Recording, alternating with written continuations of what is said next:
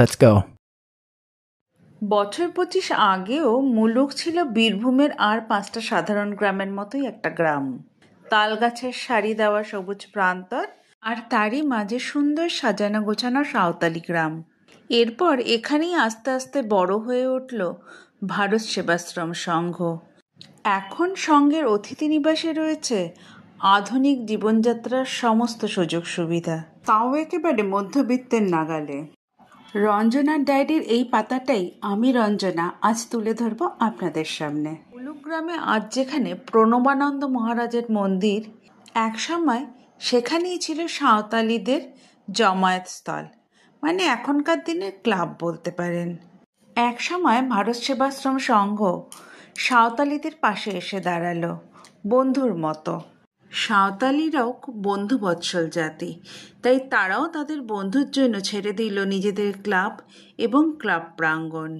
আর সেই বন্ধুত্বের সম্মানেই মন্দিরের গায়ে সিমেন্টের কারুকার্যে চিত্রিত হলো সাঁওতালি জীবনযাত্রা, ঠিক যেমনটা দেখা যায় সাঁওতালি গ্রামে তাদের বাড়ির দেওয়ালের রঙিন আলপনায়।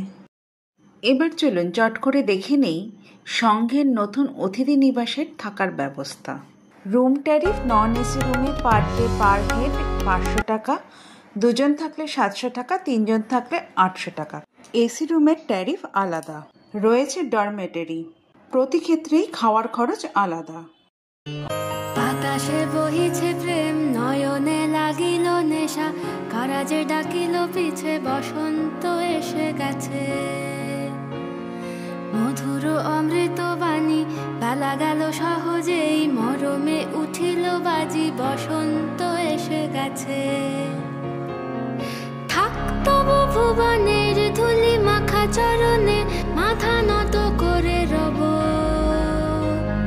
বসন্ত এসে গেছে, বসন্ত এসে গেছে।